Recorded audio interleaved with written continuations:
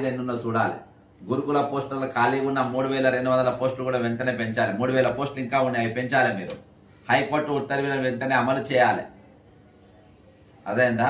అంతేకాకుండా 1:100 ఏదైతే బట్టి గారు చెప్పిండ్రో 2 రోజుల రిజల్ట్ ఇయనికి ఉవ్విళ్ళూడుతున్న మీరు 1:100 పిలవాలని చెప్పేసి నేను కోరుకుంటా ఉన్నాను.